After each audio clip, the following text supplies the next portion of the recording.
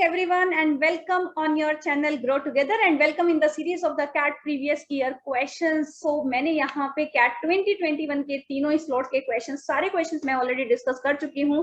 2020 में भी I discussed all arithmetic questions, all the 3 slots, and now I'm discussing the CAT 2019 slot 1 arithmetic questions.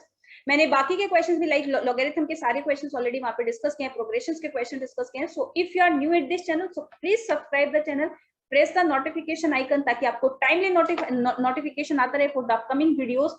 Because as you know, because मैं ये video बना रही हूँ 2 अगस्त को, तो आपका कैट का नोटिफिकेशन आ चुका है. 3 अगस्त 2022 से आपके कैट 2022 के लिए जो रजिस्ट्रेशन है वो स्टार्ट हो जाएंगे. सो प्लीज आप लोग अपने जो प्रिपरेशन है, अगर आप अरिथमेटिक आपने कंप्लीट कर लिया या जो भी टॉपिक आपने कंप्लीट कर लिया है, तो आप उसके प्रीवियस ईयर क्वेश्चंस भी जरूर सॉल्व कीजिए, so that you can check your preparation level की जिस टाइप की प्रिपरेशन आपने की है क्या कैट उसी टाइप के क्वेश्चंस पूछ रहा है. एंड बहुत सारे स्टूडेंट्स मुझसे कैट के फॉर्म के रिलेटेड डेफिनेटली क्वेश्चंस पूछेंगे बिकॉज एक बार रजिस्ट्रेशन स्टार्ट हो जाएगा. सो डोंट वरी, मैं आप लोगों के लिए एक लाइव सेशन लेके आने वाली हूँ जिसमें हम कैट फॉर्म फिलिंग सेशन के नाम से आपका एक कंप्लीट एक सेशन होगा. उसमें आप अपने क्वेश्चंस पूछ सकते हो क्योंकि आपका कैट का फॉर्म बहुत इंपॉर्टेंट है. प्लीज उसमें कोई भी मिस्टेक मत करना. सो वेट, मैं 2-3 दिन में आप लोगों के लिए, जब एक बार रजिस्ट्रेशन स्टार्ट हो जाएंगे तो after 1 or 2 days I will conduct a live session जहां पे आप अपनी सारी क्वेरीज लेके आ जाना. इवन तो मैं आपको एक फॉर्म भी फिल करके दिखाऊंगी. सो चलिए तो स्टार्ट करते हैं. अब हम यहाँ पे so today I will discuss CAT 2019 slot 1 but question number 9 to 16 because I already discussed question number 1 to 8. तो जो बाकी के क्वेश्चंस है from the slot 1 arithmetic section से, तो वो मैं यहाँ पे डिस्कस करने वाली हूँ. रूल बच्चे सिंपल होगा.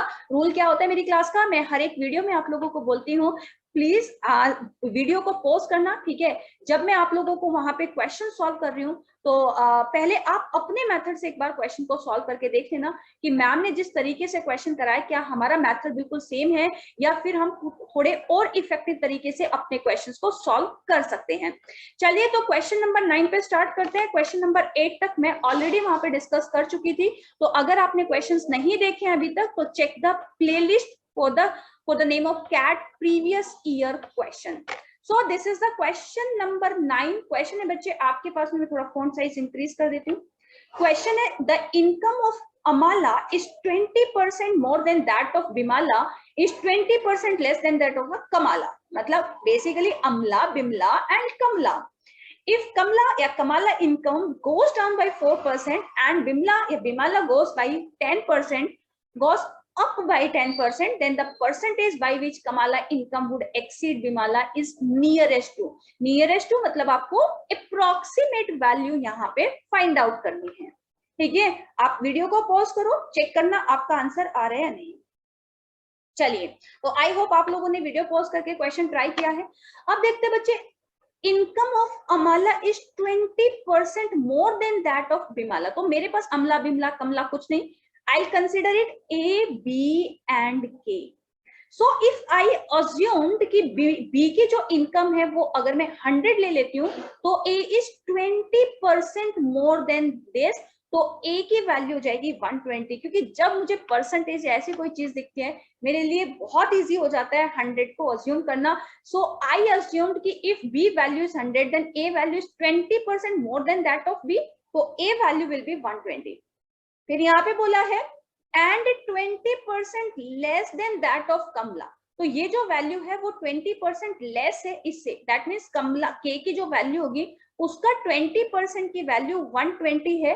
तो मैं यहाँ पे के का वैल्यू फाइंड आउट कर सकती हूँ. तो के का वैल्यू आ जाएगा आपके पास 150. So I hope this is clear कि के का वैल्यू 150 कैसे आया है. बिकॉज K से 20% less, so the value of K into 0.8 is equals to 120, so K will be 150. Now the question, if K income goes down by 4%, तो अगर आप इसको 4% करेंगे तो 150 का 4% हो जाएगा 6, तो -6, this value will be 144. B goes up by 10%, this value will become 110. Now the question is, then the percentage by which K income would exceed B income. B income से कितना ज्यादा है तो B आएगा आपका डिनोमिनेटर में, and यहाँ पे कितनी ज्यादा है K की वैल्यू तो k वैल्यू विल बी क्योंकि 144 माइनस 110 करेंगे तो ये वैल्यू हो जाएगी आपके पास 34। 34 अपॉन 110 को आप परसेंटेज में कन्वर्ट कर लीजिए, तो बच्चे आपका आंसर इनटू 100 अगर आप करते भी हो तो आपका आंसर आ जाएगा 11 3 33, 1 बचेगा आपके पास एंड 10 रहेगा, तो अप्रोक्सीमेट वैल्यू विल बी 31। ठीक है, so the approximate value will be the 31। So आपका आंसर आएगा यहाँ पे C will be the correct option, क्योंकि आपको यहाँ पे अप्रोक्सीमेट वैल्यू फाइंड आउट करनी थी। ठीक है, तो सी आपका करेक्ट आंसर हो जाएगा। तो इस टाइप से देखो मैंने यहाँ पे कोई फॉर्मूला नहीं लगाया, तो आप अपने क्वेश्चन को बहुत इजी तरीके से ऐसे परफॉर्म कर सकते हो। राइट, क्लियर है? देखो कितनी सी लाइन में आपको क्वेश्चन हो गया। बस आपको परसेंटेज में ये क्लियर होना चाहिए न्यूमरेटर में हम क्या वैल्यू लेंगे, डिनोमिनेटर में हम लोग क्या वैल्यू लेंगे। Now move on the next question. तो नेक्स्ट क्वेश्चन है आपके पास क्वेश्चन नंबर 10 अरिथमेटिक सेक्शन से। तो इस क्वेश्चन में थीटा एंट्री का क्वेश्चन है, चलिए देख लेते हैं। Question from the time speed and distance in a race of 3 horses, तो the first beat the second by 11 metre and the third by 90 metre. तो आपके पास ये एक पूरी रेस है, आई डोंट नो कि ये रेस की लेंथ कितनी है, लेकिन the first beat the second, मान लीजिए ये आपके पास फर्स्ट है, इसको मैं ए ले लेती हूँ, बी को वो बीट करता है 11 मीटर से एंड थर्ड को वो बीट करता है पूरा 90 मीटर से। आपको बताना है if the second beat the third, मतलब जब आपका बी फिनिशिंग लाइन पे पहुंच जाएगा, जब भी आपका यहाँ पे होगा, तब वो सी को बीट कर रहा है 80 मीटर के गैप से। Now you need to find out what was the length in metres of the race course. बच्चे अगर आपने कैट 2020 या 21 के भी क्वेश्चंस देखे होंगे, रेस से जो आपका लीनियर रेस है, सर्कुलर रेस से एक क्वेश्चन बनने के 99% चांस होते हैं। सो इस क्वेश्चन में इफ आई अज्यूम कि जो पूरी रेस कोर्स है आपके पास, मतलब रेस कोर्स नहीं है, रेस की लेंथ जो है वो मैंने यहाँ पे डी ले लिया, तो जब बी जो है, बी ने when B cover total D minus 11 distance, तो वो सी को बीट करता है कितने से, क्योंकि टोटल 90 माइनस 11 करोगे तो आपके पास ये वैल्यू जाएगी 79। सो जब आपका बी टोटल d माइनस 11 का डिस्टेंस कवर करता है तो वो c को बीट करता है 79 मीटर से। और जब b फिनिशिंग लाइन पे होगा, इसका मतलब है जब b total d distance cover करेगा तब वो उसको 80 मीटर से बीट कर रहा है। बस क्वेश्चन को सॉल्व कर दीजिए। तो d माइनस 11 में 79, तो d में कितना होगा 79 upon d minus 11 into D and this is equal to 80 metre. भाई लीनियर कंसेप्ट, एकदम लीनियर कंसेप्ट कि अगर d माइनस 11 में 79 तो d में कितना, तो 79 upon d minus 11 into D equal to 80। आप इसे सॉल्व करेंगे तो ये हो जाएगा 79d equal to 80d minus 880। 80d इधर आ जाएगा तो 1d का वैल्यू आपके पास 880 मीटर हो जाएगा। और यही आपसे पूछा था कि आपकी पूरी जो रेस कोर्स है उसका लेंथ कितना है, तो उसका लेंथ है आपके पास में 880 मीटर। बच्चे मैंने यहाँ पे इतने सारे प्रीवियस ईयर क्वेश्चंस डिस्कस किए, आप यहाँ पे एक चीज देखो, क्या कोई भी क्वेश्चन ऐसा है जिसको आप एक ट्रिकी अप्रोच से नहीं परफॉर्म कर सकते? कोई भी क्वेश्चन बहुत लेंदी नहीं है, बस आपको उस क्वेश्चन को अप्रोच करना आना चाहिए, उस क्वेश्चन की ट्रिक आपको पता होना चाहिए, लॉजिकल अप्रोच आपको मालूम होना चाहिए। चलिए तो मूव करते हैं हम लोग नेक्स्ट क्वेश्चन पे।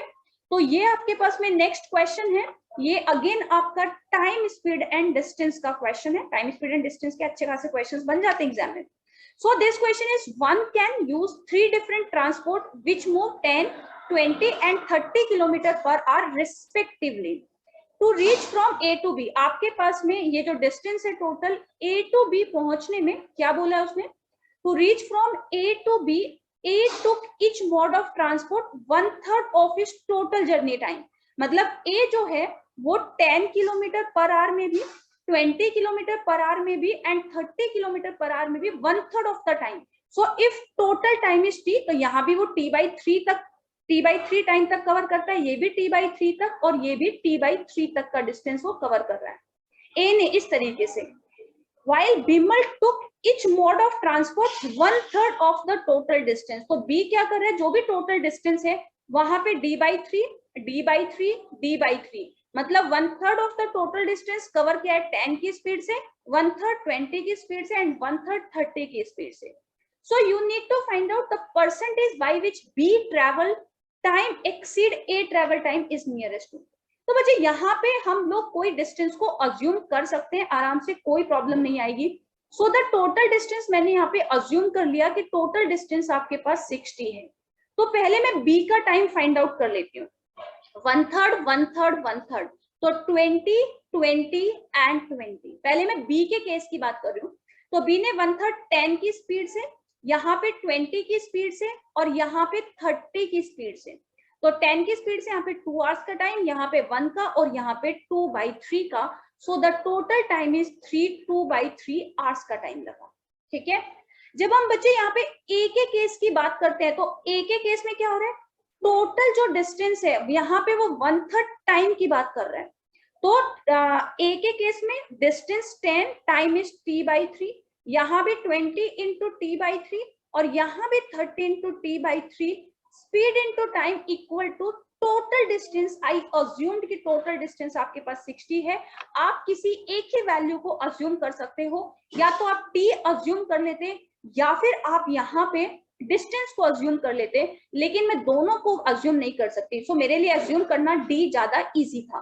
t/3 कॉमन, 10 + 20 + 30 60 हो जाएगा इक्वल टू 60। तो यहाँ पे टाइम की वैल्यू बनेगी आपके पास 3 hours. So A is taking total 3 hours to cover this distance and B is taking 2/3 times to cover this distance. तो आपको यही बताना है कि टाइम में कितना गैप है। So अमल यहाँ पे बोला the percentage by which B travel time exceed कितना 2/3, किससे, अमल से। तो अमल टोटल 3 का टाइम ले रहा है, तो ये बनेगा 2/9 एंड 2/9 का अप्रोक्सीमेट परसेंटेज वैल्यू होता है 22.22%। So the approximate value will be 22. Option number 1 will be your correct answer. ठीक है बच्चे, आपको फ्रैक्शन पता होने चाहिए क्योंकि फ्रैक्शन आपकी कैलकुलेशन को बहुत इजी बना सकते हैं। तो अगर आप लोगों ने अभी तक फ्रैक्शंस, आप लोगों ने अरिथमेटिक कर लिया लेकिन आपने फ्रैक्शन कवर नहीं किया, तो आपने अरिथमेटिक आपका अभी बाकी है। आप पहले इंपॉर्टेंट फ्रैक्शंस की वैल्यूज आप लोगों को पता होनी चाहिए। तो बहुत सिंपल से तरीके से, लॉजिकल तरीके से मैंने इस क्वेश्चन को सॉल्व किया है। आप लोग भी इसी तरीके से अपने क्वेश्चन को सॉल्व कीजिए। चलिए तो यहाँ पे मूव करते हैं हम लोग अपने नेक्स्ट क्वेश्चन पे। एंड क्वेश्चन नंबर 4 है हमारे पास में ए, बी एंड जी। मुझे अमला बिमला कमला ऐसा कुछ नहीं दिखता, मुझे सिर्फ ए, बी और जी यहाँ पे शो हो रहे हैं। Invest money in the ratio in fixed deposit having respective annual interest rate is this. What is the total interest income after a year if B interest income exceed by A is 250 rupees? बच्चे एक बात बताइए, आपके पास जो interest है वो क्या है, principal into rate of interest, because time तो सबका सेम है, राइट। तो उनको जो इंटरेस्ट मिलेगा, इंटरेस्ट का रेशियो उनके प्रिंसिपल वैल्यू और उनके जो रेट ऑफ इंटरेस्ट है उसके प्रोडक्ट के रेशियो में होगा, बिकॉज टाइम यहाँ पे सेम है। And we know the compounded ratio.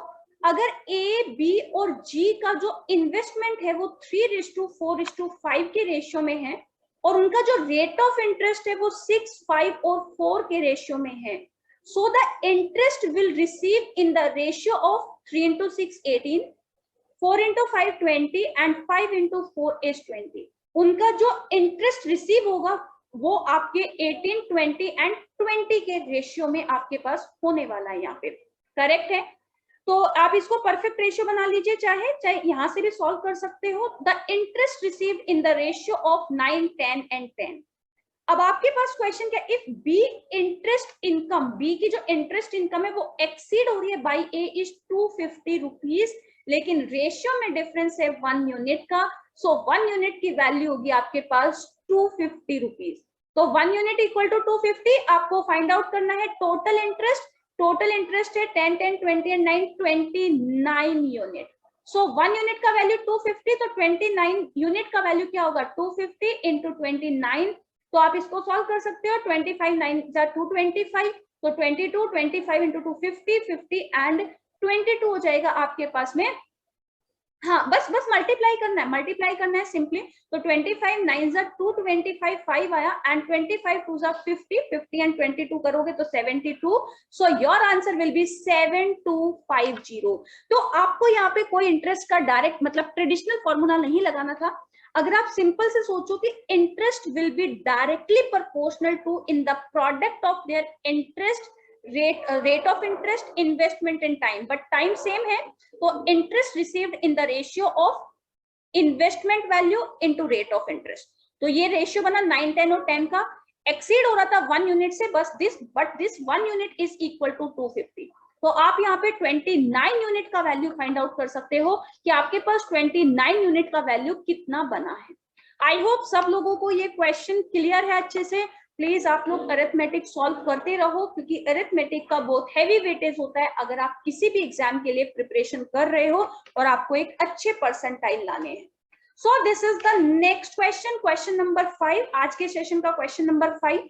तो बच्चे क्वेश्चन क्या है हमारे पास, रीड कर लेते हैं। आप लोग मेरी वीडियो पॉज करके इस क्वेश्चन को ट्राई कीजिए।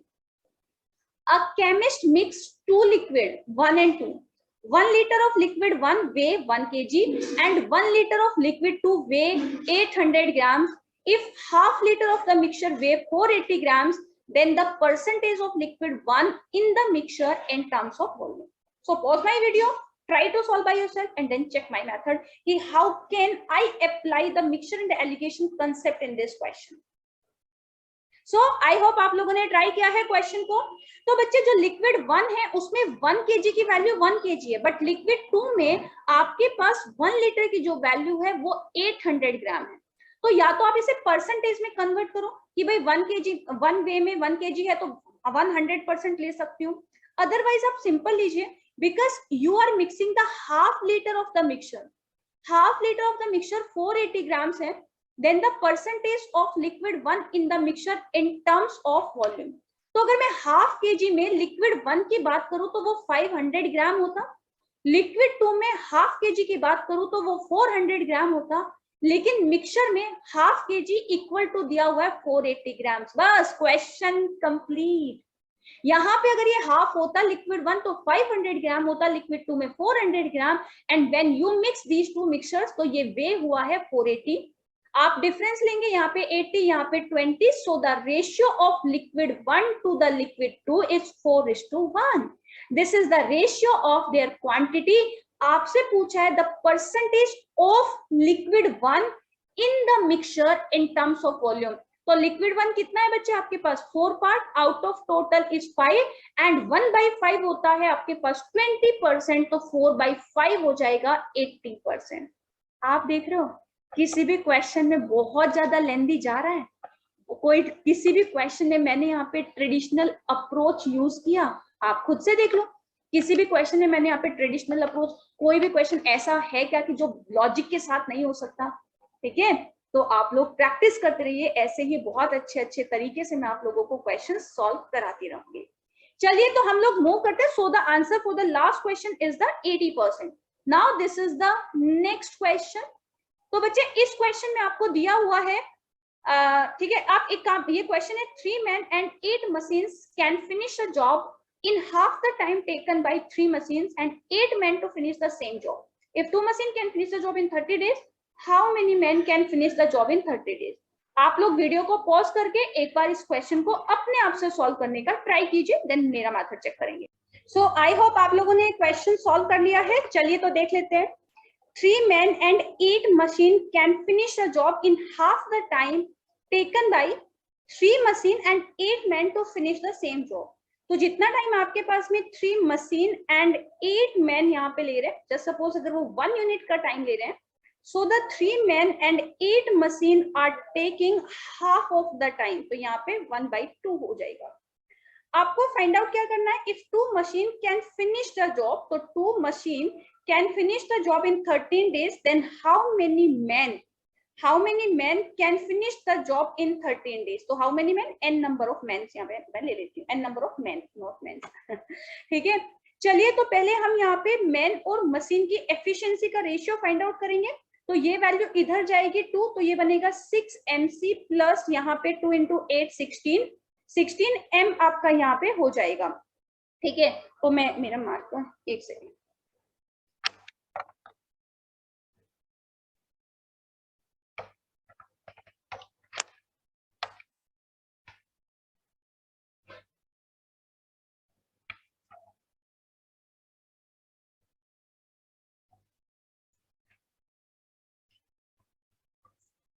हाँ, तो मार्कर थोड़ा प्रॉब्लम कर गया था। ओके, तो 2 × 8 16 m यहाँ पे हो जाएगा। m और मशीन, मैन और मशीन आप एक साइड कर लीजिए, मैन इधर आएंगे तो ये हो जाएगा 16 - 3 = 13 मैन, और मशीन इधर आएंगे तो 2 मशीन हो जाएगी। तो जब आप यहाँ पे मशीन और मैन की एफिशिएंसी का रेशियो बनाएंगे बच्चे, तो ये हो जाएगा आपके पास 13:2। बस प्रॉब्लम सॉल्व हो गई है। मशीन की efficiency 13 unit into 13 days, man की एफिशिएंसी 2 यूनिट इंटू 13 डेज। 13 से 13 कैंसिल, 2 से 2 cancel, so the number of man are required are 13। तो आपके पास 2 मशीन अगर 13 डेज में वर्क करेंगे तो वही वर्क 13 मैन आपके 13 डेज में कंप्लीट यहाँ पे आरा कर सकते हैं। ठीक है, तो ये आपके पास क्वेश्चन था, बहुत सिंपल सा क्वेश्चन था आपके कंसेप्ट से, टाइम एंड वर्क के कंसेप्ट से। चलिए, तो अब हम यहाँ पे चलते हैं नेक्स्ट क्वेश्चन पे। तो ये क्वेश्चन नंबर 15 है from the arithmetic section 2019 slot 1 में से। तो क्वेश्चन है आपके पास, the wheel of bicycle A and B. एक बाइसिकल है, उसमें 2 व्हील्स हैं आपके पास ए एंड बी। रेडियस है, फर्स्ट व्हील की जो रेडियस है वो आपके पास 30 है, सेकंड व्हील की जो रेडियस है वो आपके पास 40 सेंटीमीटर है, while travelling a certain distance. अब बच्चे दोनों व्हील्स जो है उनकी रेडियस भले ही आपके पास अलग अलग हो, बट ऑब्वियस सी बात है कि डिस्टेंस तो आपके पास में दोनों का इक्वल ही होगा, क्योंकि एक ही बाइसिकल के व्हील है। एंड यहाँ पे बोला है each wheel of A required 5000 more revolution. So if the number of revolution B is taking n, तो A में हो जाएंगे n plus 5000. अब आपको दिया if bicycle B travel this distance in 45 minutes, तो टाइम आपके पास 45 मिनट्स, तो ये आप आवर्स में चेंज करो तो 45/60 मतलब 3/4 आवर्स हो जाएगा। आपको फाइंड आउट करना है speed in kilometre per hour, तो speed will be distance into time, sorry distance upon time. तो स्पीड की वैल्यू जाएगी आपके पास में डिस्टेंस अपॉन टाइम। तो बच्चे यहाँ पे आपको डिस्टेंस फाइंड आउट करनी है, टाइम आपके पास में है 3/4। अब वी नो कि एक ही बाइसिकल के व्हील है तो डिस्टेंस दोनों इक्वल कवर करेंगे, तो डिस्टेंस क्या होगा 2πr into number of revolution. यहाँ भी आपके पास 2πr into number of revolution, तो 40 and 13 10n हो जाएगा, एंड 30 into 15 is 15 150040। 0 से 0 cancel, so the number of revolutions are taking by wheel B is 15,000. So अगर number of revolution 15,000, the distance covered by the wheel B will be कितना होगा 2πr 40 centimetre है। आप इसको यहाँ पे किलोमीटर में चेंज करोगे तो 1000 into 100 से डिवाइड करना होगा। Number of revolution 15,000 and we know speed is equals to distance upon time, time 3 ऊपर चला जाएगा आपके पास 4। सो ये जो स्पीड आएगी वो आपके पास किलोमीटर पर आवर में आएगी। तो 3 0 से 3 0 कैंसिल, यहाँ से ये 0 कैंसिल, और 2 से 2 2 4 एंड 2 5 5 3 15, ये पूरा कैंसिल। तो आपका आंसर बनेगा 2 × 2 4, 4 × 4 is 16 pi kilometre per hour. So the speed of the wheel B जो होगा आपके पास में, सॉरी जो आपकी स्पीड होगी इन kilometre per our will be the 16 पाई, क्योंकि डिस्टेंस आपके पास सेम है। तो यहाँ पे जो स्पीड आएगी बाइसाइकिल की वो आपके पास 16 पाई किलोमीटर पर आवर आएगी। ठीक है, तो आपका ये अच्छा सा प्यारा सा क्वेश्चन था, सिंपल सा क्वेश्चन था। अगर आप इसे देखो, क्योंकि आपके पास एक बाइसाइकिल के दोनों व्हील है, डिस्टेंस दोनों व्हील इक्वल कवर करेंगे, बस जो आपके पास छोटा व्हील होगा वो नंबर ऑफ रिवोल्यूशंस आपके पास ज्यादा ले लेगा, एंड जो व्हील बड़ा होगा उसके नंबर ऑफ रिवोल्यूशंस आपके पास में यहाँ पे कम होंगे। चलिए, तो अब हम यहाँ पे मूव करेंगे अपने नेक्स्ट क्वेश्चन पे। So this is the last question from the arithmetic section 2019 slot 1। तो ये आपके पास लास्ट क्वेश्चन है। पहले आप इस क्वेश्चन को अपने आप से ट्राई कीजिए, देन मैं इसको आप लोगों को एक्सप्लेन करूंगी। चलिए प्लीज एक बार सॉल्व कीजिए वीडियो को पॉज करके इस क्वेश्चन को। ओके, सो आई होप ये क्वेश्चन आप लोगों ने ट्राई कर लिया है। क्वेश्चन दिया है, Ramesh and Gautam are among 22 students who write in examination. Ramesh का जो स्कोर दिया है this is 82.5। The average score of 21 students other than Gautam is 62। तो अगर बच्चे मैं यहाँ पे एक एवरेज ले लेती हूँ। अगर आपके पास टोटल एवरेज की वैल्यू ए है, तो अगर आपके पास टोटल एवरेज ए है तो अदर देन गौतम की अगर हम बात करें तो आपके पास में यहाँ पे एवरेज 62 दिया हुआ है। The average score of all 22 students, total average मैंने ए लिया है, तो 22 स्टूडेंट्स का जो एवरेज होगा, the average score of all 22 students is one मोर, तो ए की value is one more then the average score of 21 students other then Ramesh. तो अगर आपके पास टोटल जो 22 स्टूडेंट्स हैं, ठीक है, 22 स्टूडेंट्स का अगर आपके पास मैंने यहाँ पे एवरेज ए लिया तो 22 इंटू ए टोटल होगा, उसमें से अगर आप रमेश की वैल्यू को माइनस करते हो एंड डिवाइडेड बाय आप 21 करते हो तो ये वैल्यू आपके पास हो जाएगी, राइट। एक बार दोबारा से क्वेश्चन पढ़ लो, the average score of all 22 students, तो total A is one more than the average score of 21 students other than Ramesh. तो टोटल समेशन 22A, उसमें से अगर मैं रमेश की वैल्यू को माइनस कर दूं एंड डिवाइडेड बाय 21 करूं तो इसमें मेरे पास उन 21 स्टूडेंट्स का एवरेज आएगा जिसमें रमेश इंक्लूड नहीं है।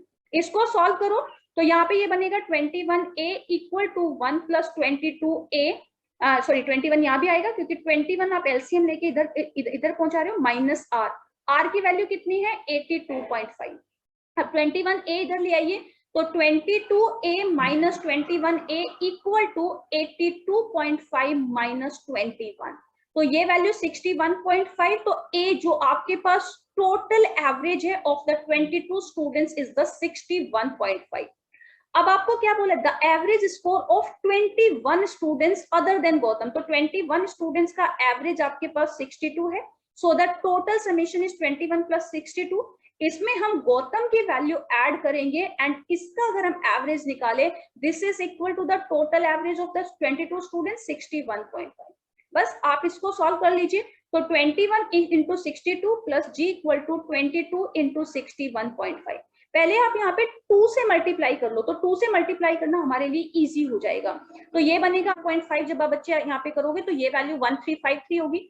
21 इंटू 62 कर लीजिए, तो 21 इंटू 62 आप कैसे करोगे, पहले आप 20 से मल्टीप्लाई कर लो तो 1240, फिर ये बन जाएगा आपके पास 1302। सो 1302 प्लस गौतम की वैल्यू, तो जी की वैल्यू जाएगी 1353 minus 1302, the result will be 51। सो जो आपके पास गौतम का स्कोर है वो आपके पास 51 होगा। तो ये क्वेश्चन आपका एवरेज के कंसेप्ट से था। लैंग्वेज आपको थोड़ी टेढ़ी मेढ़ी लग सकती है, बट अगर आप इसको एक सिंप्लीफाइड वे में रीड करोगे क्वेश्चन को, then definitely you can easily interpret your questions. तो so I discussed all the 16 questions from the CAT 2019 slot 1 के जो भी आपके अरिथमेटिक के क्वेश्चंस थे, I already discussed. in the next video I'll discuss question number 2019 से slot 2 के मैं वहां पे क्वेश्चन डिस्कस करने वाली हूँ। सो प्लीज आप लोग प्रैक्टिस करते रहिए एंड आपकी प्रिपरेशन में मैं आपको बूस्ट करती रहूंगी, कुछ ना कुछ आप लोगों के लिए क्वेश्चंस लेके आती रहूंगी। So thank you so much guys, thank you, bye bye. And if you are new this channel and you like the video, so please आप सब्सक्राइब कीजिए एंड अपने दोस्तों को बताइए कि यार यहाँ से तो प्रीवियस ईयर क्वेश्चन सॉल्व कर बहुत इफेक्टिव तरीके से कराए जाते हैं। चलिए, thank you so much, have a nice day, bye bye, take care.